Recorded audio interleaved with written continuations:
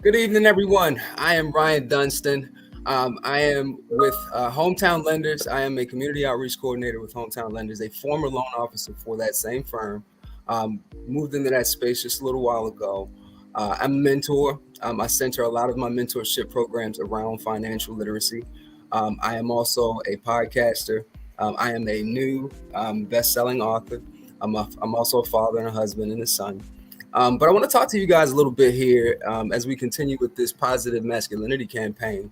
Um, Financial literacy and the responsibility that has within positive masculinity. I want to tell you all about a story that had happened to me in my past that got me to where I am right now and has my eye so keen on financial literacy. Number one, I went through a hard, tough road back in 2018 trying to start my own business. And what I did not realize is freedom, when it in the sense of earning your own income, is a bloody business. And I mean that, regarding your feelings, right? If you're not ready to face failure, because it's a part of the journey. I'm referring to your emotions. Where are you? Are you emotionally stable, right? Because if you are impulsive, then you're going to use money impulsively as well, right?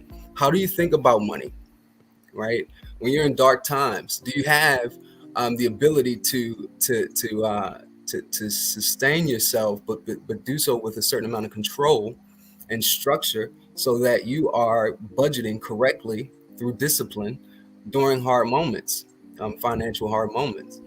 Um, During the times where I tried to start this business, I fell on my face. I fell hard. I didn't know how to get to the money. I didn't know how to manage my emotions. I didn't know how to lose it all and get it back. And I found myself in a weird space in my life where I didn't know how to feel like a man. Very problematic because I am a father of three boys and I'm also a husband. Been married for 6 years. I mean, 16 years. Excuse me. She's gonna kill me if she heard that. But when you have that financial worry of not being able to provide for your family as a man, when you don't feel like a provider, there are certain things that come along with providing that you really don't realize you're giving to your family while you provide. Things like stability. You don't realize how unstable things become when you leave a 9 to 5, right? There's also things that the foundation that you create when you're using money as opposed to money using you is also very important when you walk away from benefits, right? Your retirement plan, when you're starting and you're trying to develop this entrepreneurial spirit. And and I'm gonna tell you, if you're not ready to face yourself, then you're going to have a hard time coping with your failures, coping with where you are realistically in your journey, in your season. And I want to take a few moments just to kind of analyze 3 points where, if you give these proper um, if you give these a proper and if you analyze these things properly, I think that you really would be able to navigate your way through some of the darker moments in your life. Because again, I believe that every man is going to lose it, but also be able to gain it back. Um, you know, and this will definitely tie into your ability to respond, your responsibility. That's key here. Your ability to respond in such a financial catastrophe that I have found myself in. Number one, I want to talk about my emotions. That's number one, right? Anger. I was so angry. And as a man, I didn't know how to forgive myself for failing because it wasn't in my realistic plans. To be honest with you, I didn't feel like I had time to fail, as opposed to gathering what failure's interpretation of my efforts, what that was actually being done in live moments. I didn't know how to analyze that correctly or process that correctly. And as time went on, you just kind of get to a head or fork in the road where you say, all right, enough is enough. I can't stay in this ditch. I can't be mad at the world because these are my efforts. No matter how I was raised, no matter who I want to blame this on, the only person that's going to get me out of this is me. So grounding myself and rooting myself in my faith allowed me to maintenance and monitor my emotions properly so that I could approach how to get back to this money that my family needed strategically, and not making desperate decisions out of my pain, right? Number two, patience. Man, it's hard to wait. It's hard to study while you have so much chaotic circumstances going on around you. Bills are due.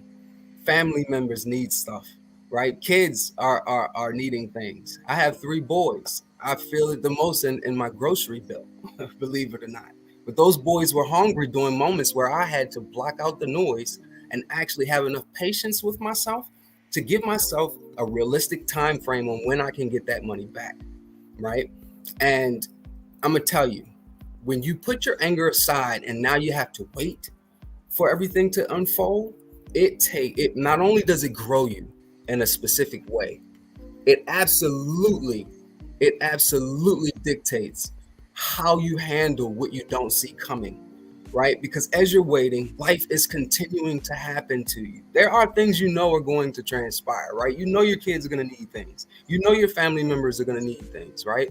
But there's things that are going to happen in life that you just don't see coming, right? And that first point, handling our emotions through our faith, my faith, that's the way that I handle it, maintenance mine. If you can't ground yourself and you can't hold on to something firm while life happens, right? You will be distracted.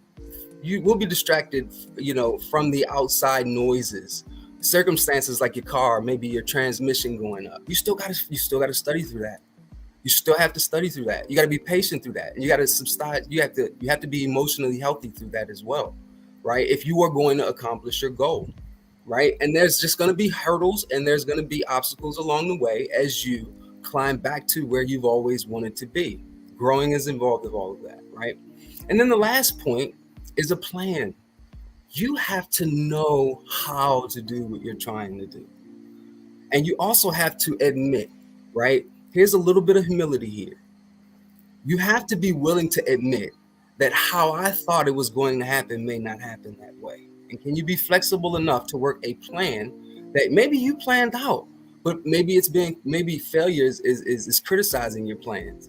Maybe failure is talking to you critically about some of your patterns, negative patterns, right? I was a trader. I was a day trader in 2008, trying to gain those funds. And I'm gonna tell you, I was trading against me. I did not follow my plan. I only followed my negative patterns, my impulses, right? And how I thought about money came out and how I worked for the money. And once I had taken a second look, or even a third and fourth look at those 3 points, where am I emotionally? Where am I spiritually, right? And then how do I wait, right? How do I wait and then and handle what I don't see coming? And then that third one, how am I working the plan? Is the plan working?